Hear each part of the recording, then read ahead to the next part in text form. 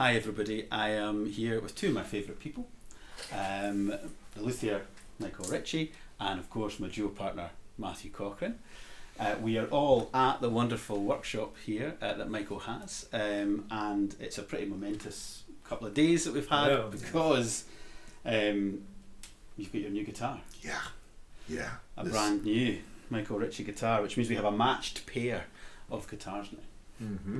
Yeah. Amazing experience. Incredible. And we played a concert last night in Thurso, which is like the biggest town close to your workshop, I guess. Yeah. You know, and we had a great audience there, and it was a chance to debut these two beautiful instruments. My instrument was about a year old, about this time last year I came up. That's right. Yeah. And got this one, and then you ordered one from Michael, and now we have a matched pair. Yeah, amazing. So, going to take a wee opportunity to let you see a little bit of what went on in the last couple of days. There'll be lots of footage that will intersperse in this video of Michael's workshop, us playing in the workshop and getting to know the new guitars. But we thought it would be nice to give you a little insight as well into Michael's process, building two guitars that are like brothers, you know, and two guitars for a duo to sort of match the sound and things like that. So it might be nice to start off, Michael, just telling everybody a little bit about the wood you used and just the sort of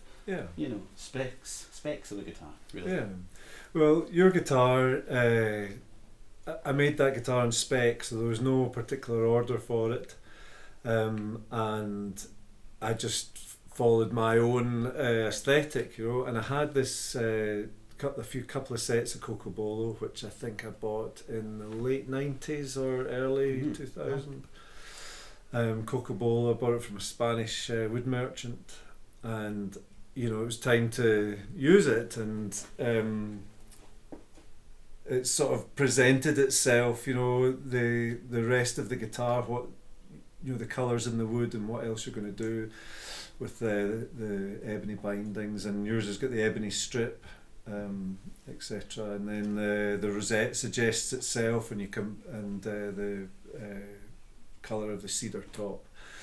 And so that aesthetic kind of worked, and it worked really well with the Sanfelio shape, I felt. And when you're talking about Sanfelio shape, that's the body shape? Yeah, it's the body shape of the guitar after a Barcelona maker. He was contemporary with Simplicio and a student of Garcia. And I've got one of his guitars, and I've always, you know, it's not a great advert for his work. It would have been made quickly, I think. It's pretty rough in places. The timbers are obviously cheap, you know, we'd be working quick with cheap materials, but it's a beautiful shape, you know, so I've always quite liked the shape. And that's a new shape for you. Yeah, very new. Yeah, completely different to the body shape you played before. Quite a lot smaller. And So it was interesting because part of me wondered about making you the other shape I use, which is the Realejo shape. Now there isn't much difference, you know. That's what Matthew had before. Right. Yeah. Because I wondered about that as a combination for your duo, but we settled on it being the same shape. So that's what I've gone for. You can see the aesthetic, like, you know. Oh yeah, no question. Yeah. Even on stage, it was just really nice last night. Yeah. Well, and Matthew had shown up to a gig that we were playing with this new guitar, and I came to St. Andrews over the summer with this request in mind. And I played a number of your other instruments, and you had two or three really beautiful instruments that ended up going home with other people. That's right. And so I'm so glad that we landed on this more or less matched set. Well, when you commissioned the guitar, and we decided we were going to make it not the same, because I don't know if that's quite possible, but similar and certainly in the same vein. I remembered that I had basically the same piece of wood, you know, so another set of Cocobolo that came, I think it would be from right next door when these bits of wood were a tree, you know. And there are some subtle differences. So Matthew's, which you're seeing now, has got an ebony centre strip, And for years I used this piece of cocobolo in the centre, which was it was actually a piece of fingerboard. Oh, is that right? It was a fingerboard for an electric guitar. I think it was too narrow for anything I do. Ah. And so it made the perfect piece for the centre. Wanted to make sure you would both be able to tell them apart. Yeah. That's good thinking. Yeah. So Matthews is a little bit more ebony dominant. It's ebony bindings, ebony rosette. Obviously the black fingerboard, ebony headstock, and he's got the ebony buttons and this ebony centre strip, whereas yours has got the cocobolo centre strip and the snakewood buttons. Yeah. But it just changes it slightly, but yours still has the ebony in the rosette and in the bindings. I love the centre piece. It ties it all together, you know. Yeah. It's just, I mean, they when you have them like that, and you know, you've seen this as well, there's the backs are just incredible. And we can tell them apart because there is that difference of the slightly darker. Yeah. But also interesting that the top of my guitar, it's obviously about a year older, it's darkened up just that little bit. That will have happened, I think, but I think also it was a slightly darker piece of cedar, and this is a different batch of French polish, so I think it's maybe a lighter colour to the polish. But I think yours has darkened. You can see it in the cedar as well. Yeah. I mean, one thing that I was really not surprised by, but wasn't expecting, I was thinking last night in the concert we're going to have suddenly, such similarity in instruments, so the sound is going to be much more matched than it kind of was before. We were always working to match the sound between the two very different instruments that we had, and it was interesting last night. The first thing that struck me was dynamics, and I think this was quite an interesting concert last night because it was, it was your local area, so everybody knows you're a guitar maker, but they've never necessarily heard Michael's instrument. So last night playing in Thurso, it was like people were kind of like, I think they were just like, oh my god, you're a local guy, and we knew you built guitars, but we didn't realise, because we played a full programme last night. It was a really serious concert in that regard, and I think it just, the locals were a wee bit taken aback, but you came into the green room at half time, which is a little room just at the back of the church, beautiful church we were playing in, and we were just kind of, it was like we were analysing what had happened in the first half, but purely from a feel and sound point of view. We weren't talking about the music or like what happened in that measure there, or were we together there or whatever. It was all about the sound and what was happening and what we were experiencing for the first time playing these instruments. And I was blown away by dynamics. When we were changing dynamic kind of immediately together, and it was happening completely instantaneously, whereas before we were always making a little adjustment anyway, and then we were trying to change dynamics on top of that. So there was always a sort of going first and then following, and then responding to what you're doing and that kind of thing, whereas it felt much more homogenous. It was like, okay, we're going that way now, and something in the tone and in the sound was doing that, and I'd never experienced that really before, so it was completely new to me, and I wasn't expecting. Same thing for me. I love how all the wordless communication kind of happens on a stage, but it was such a series of discoveries I think that we were able to make throughout the evening, so much so that it really was great to have you come back during the interval and tell us what you're hearing, because you were in front of the guitars, we're behind the guitars, and those are two pretty different vantage points or ways of hearing things, but it sounded from the conversation like what we thought we were hearing was actually making its way to where you were seated. Yeah, well, I think so, yeah. I mean, what struck me was how well matched, when the pieces of music, the parts in the pieces of music, when the guitars come together, when the music comes together, sometimes, excuse my more layman's view of it all, but sometimes it feels like the guitars are on very different things, if you like, and then they come in and then they meet together, and when they met, you're creating this kind of space between them by playing slightly different things, although it's all part of one piece. But then they merge together, and I don't know, it just seemed to come together more than I'd noticed before. Yeah, this kind of lock-in of textures. Yeah, that we're able to to really that was really striking, at least last night to me, is that those textures when they were happening felt more like one single organism. And but then the other concern, I suppose, that you could have is, are they so homogeneous that when we are playing something in different ranges, different volumes, etc., can one really spill out over the other? And of course that bore out to be totally true and really easy to achieve. Easier to achieve, I think, with these two guitars than certainly in my experience over the past couple of years we've been playing together. It was very interesting for me to try and hear what was the different guitarist and what was the different guitar. Maybe slightly harder when the guitars are so similar, and I don't know you're playing quite as well as I do, Matthew, so there was a lot to sort of take on board there, but they did seem to be producing two different tones, two different sounds. Well, we were talking about this, earlier on today. A couple of people that didn't make the concert last night because these country roads, they hit a pothole on the way to the gig and had to get rescued, I think. So they missed the concert. So Michael kindly invited them into the workshop today, and they had a little performance, which was really special. It's really nice.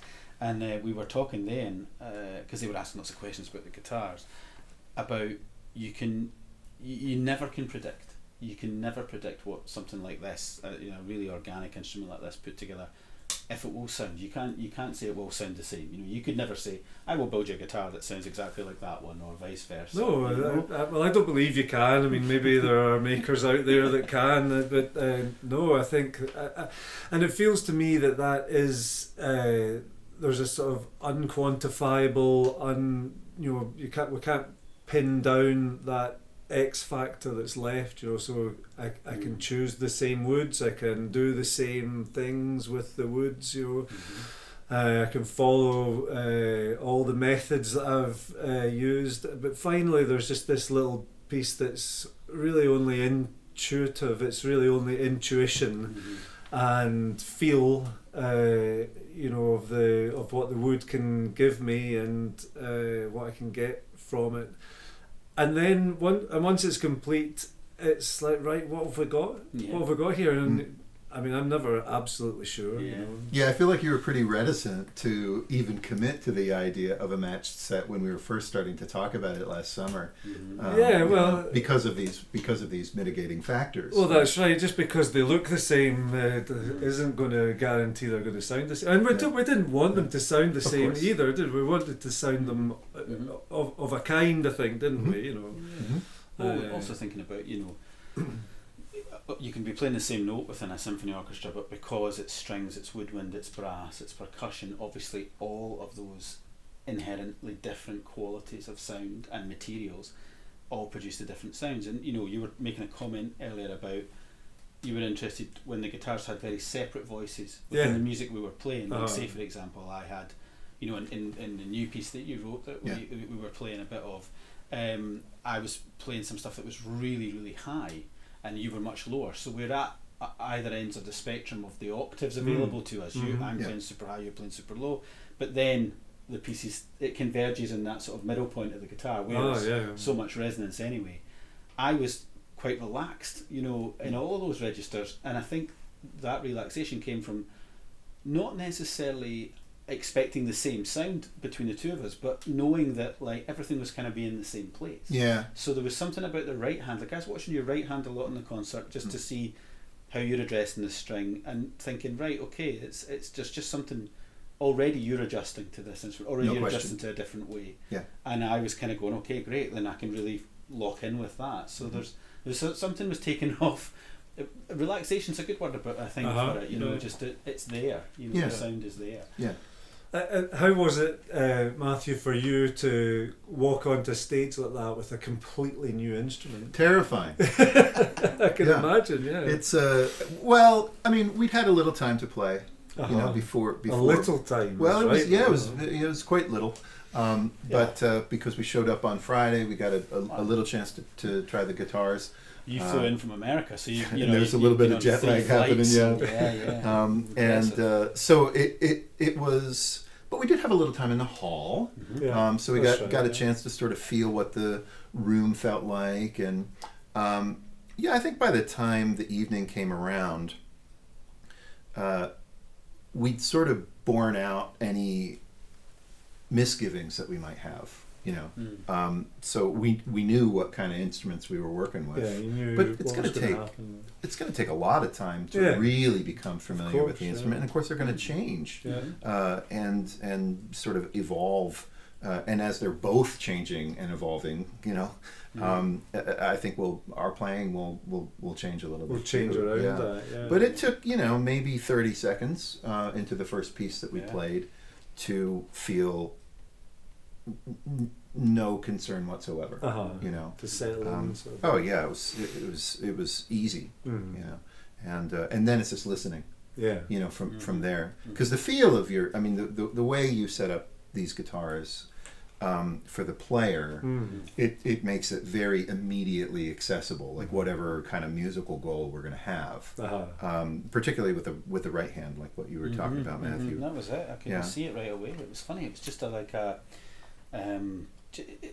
don't know. Maybe it is also set up, you know, as well. Might be. And then just because that is how you're attacking the string, that's the velocity and the weight and the sort of tautness, the feeling you're getting back from the string. It was just, and I think sometimes when you're working the string, so you're actually sort of, you know, you've made that contact with the string and then you've got that release. That's sometimes the thing that as a player I notice between guitars, you know, and also of course string tensions as well, you know. And this is it. We at the moment we've got you've got Daddario on yours and I've got Augustine on mine, so we'll probably try and match that, you know, and during this tour, because we've got, you know, gigs in Reykjavik and back to Glasgow and we're in Germany and stuff, so we'll maybe try in some of the rehearsals because we haven't much time to match the strings as well and just see what's happening with that. But also, like you mentioned, like, you know, you also want them to sound different as well, you know, and I think that comes back to you'll sound like you and I'll sound like me. So there'll always be that sort of like way of addressing the the instruments with sound, but it's got so much closer, which is so exciting. You know, it's incredible. Yeah, there were a lot of musical goals, I think, that we, maybe even some unspoken ones, that I felt like we were able to achieve in the concert last night, that if we are able to achieve it, or if we have been able to achieve it before, it doesn't always last as long. You know what I mean? There isn't quite that sort of I don't know, like fullness of sound. And to me, I felt like we were able to sort of be in that pocket a lot more last night, and some playing here in the shop today. I felt that way too. So every concert's gonna ingrain our kind of understanding of the instruments and how we're reacting to the instruments. I think in a new way. Yeah, I don't know. This might sound a bit wacky, but I think so much of music when you're I'm not saying we're old, but so much of music when you're young, older is about achieving consistency. It's like, okay, I need to go on stage and nothing will go wrong, which is impossible. You know? But like, you know, it's consistency. It's all the same sound, the same tone, the same strings and stuff like that. And you sort of achieve that through experience, and you achieve that through dealing with uncertainty and dealing with it not being consistent. You know, and it's really interesting now we've gone and made this jump to having the same instrument. I think we went for a musical aesthetic that was similar in terms of our duo. Like we weren't. It's not the first guitar duo we've either both played in or ensemble and things like that. So now that we've done this after. You know, a lot of people would do this kind of thing very similar. It's like, okay, let's get everything the same and then start. Yeah. But I wonder, like now, it's just like, okay, it occurred to me, you know, you wrote Pale Blue Dot for us, and that was a pretty massive piece of duo music, and it took us time to get it together, but we were also figuring out so many things in that process. Right. we're now playing another piece of music that's brand new, that's also pretty substantial, and that's come together almost overnight. In fact, actually, that is exactly how long it came together in. Yeah. That's not I'm not making anything up there. That came together overnight, and I think that's also down to just everything being so available to you, and you know what it is, and it's so consistent. It's an interesting. Yeah, and I'm not sure. Like, these ideas are just kind of forming. Because it's so fresh, but it's really interesting to have the two instruments that are doing the same thing, speaking the same way. And they are to an extent purpose built now, right? Mm-hmm. Like the instruments, the repertoire. We kind of I think we have an understanding of things now that we maybe didn't have even a year ago. Mm-hmm. And so it really is remarkable what is possible. Now with these instruments and where we're at. What's the process of going for it and trying, when we're like, okay, we're going to have to play the same guitar in the duo, so then you as a maker are like, okay, I'm not going to build him a spruce guitar with a maple back and sides. I'm going to make it the same, and that's what we were wanting from you. Yeah. So, because obviously your guitars, like, if I think of the guitars of yours I've played over the past 15 years and the guitars of yours I've seen, they all are very independent guitars. They're obviously your guitars made by you, but they are all different things that you've been working with. And if we look behind us here, they're all different, Yeah. So has the process of building two guitars that are roughly the same, has that shown you anything about your process, or is that giving you something you think, oh, I'll go forward with that, or for me, if I think back over my career, there's pre-Granada and post-Granada. So since going to Granada and changing the way I make guitars to those methods, that was a major change, and the guitars I was making really changed at that point. And it took me a little while. I mean, I've seen some of those guitars since, and I'm really happy with how they sound, but it took me a little while to sort of adjust to the new methods and to really get used to that. And then I've made changes that I tend to do the same thing over and over and over again. It's almost like it's almost like they're prototypes for some dream guitar in the future. And I try not to change things. I think if you change things too often, you lose track of what you've achieved. So the changes, I haven't really made many changes over the years. Sticking to two models, the same dimensions, etc., same woods more or less, and then just slight changes. We might change the focal point of the fan braces. Instead of it all the fans meeting here, I've sharpened it a little bit to here, which is less flamenco, more Torres, if you like. And I think that's you since doing that, you've noticed you describe the sound as straight tone, even line, and there does seem to be a bit of balance from that. Yeah, I think that was a great adjustment, just because it gives the player a sense of. Guitar's really difficult, and you come in on this as well, Matthew. Like, you lose the note as soon as you play it. Right. Okay, you might have your left hand there for a split second to do some vibrato or some colour. Yeah. But it's gone. Mm-hmm. It's out with your control, and then if it's still moving about in terms of finding its pitch after you've hit it, it's like, well, there's really nothing you can do about that. So what struck me so much, and both of these guitars have exactly that, because when we came into the workshop on Friday, I was like, yeah, it's got that same boom. The note is straight. Yeah.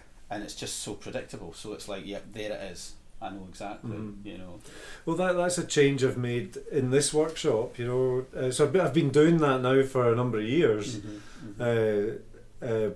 So it's interesting learning. Because every guitar I've made in this workshop more or less has had that change. So I'm hearing the difference in this sort of epoch of guitars, I feel like.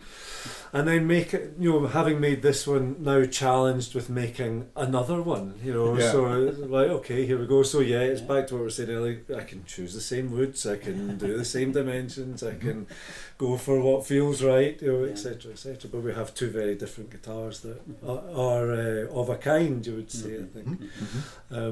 And but I think one of the things I really want to, you know, when I first string a guitar up, I tend to string them up without the polish to hear what I've got. You know, like I want to hear it immediately, and you get a very woody version of the sound, as you would expect. You know, I know it's maybe an obvious description, woody, when they're in the wood, but that is the sound. It's got that really sort of, somebody might call it a natural tone. And that changes when you put the polish on, but that gives me an idea of what I've achieved, and I can adjust in my head, right? Well, I know once the polish goes on, that it's going to, you know, tone down the woodiness and just crispen everything a little bit. And then when I try the guitars, I'm playing with flesh, whereas you guys play with nails. So I know that that's going to, you know, just sharpen things a little bit again. Sure. And so as long as what I hope for when I'm stringing a guitar up for the first time is that openness, you know, that feeling of it being, you can feel it almost feels as floaty on your lap as you're playing it, you know, resonant, and it's open across the board. And then I think if that's what I get, I think that whatever the guitar's going to turn into, whatever it's going to become as you play it, because you'll play it a certain way, you know, it'll progress well, you know. It's funny because you sort of there is a moment when it leaves you, you know, but you have it long enough so that you get a real sense of what you have. And but then you can't know what it's going to sound like a year on I can hear quite a lot of development in Matthew's, you know. It has this sort of warmed and in very subtle ways, you know, and so this will as well, I think. Now, I wanted to have this one strung up in plenty of time, you know, just to tweak the setup and get things as good as I can for you. And so it was interesting because it really just hung there with strings on it, and every so often I would just take it out. I would just take it out and you know, sit on my knee and just play an E chord, you know, and just bring it back into tune and just play an E chord or play a couple of notes, and just listening to it and getting to know it a little bit and just checking that it was okay. You're going to like this, you know.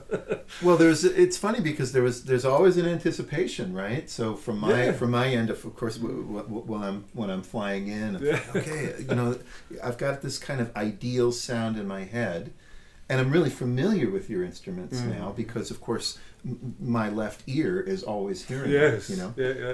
And so I had, I think, kind of a general profile that I was coming into the shop, you know, anticipating.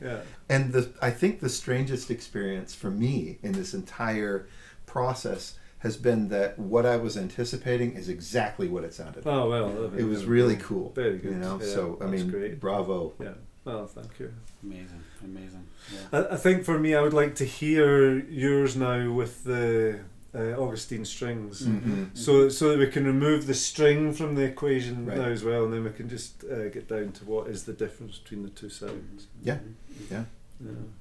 Oh, it's fascinating. It's fascinating. Well, folks, there's a little insight just into what's been going on for the last, well, not just the past few days, year, you know, for Michael building the guitar. But as I said at the beginning, there'll be lots of little clips and footage and things appearing from our couple of days here with Michael in the workshop and getting these two guitars together on stage for the first time. And we're embarking now on a little tour where we'll play it in, you know, the 3 countries by the time we get done, and very different types of concert halls and very different types of acoustics. So we'll have a lot of data to analyse in the next couple of days. But Michael, thanks for letting us into your workshop as always. You're welcome.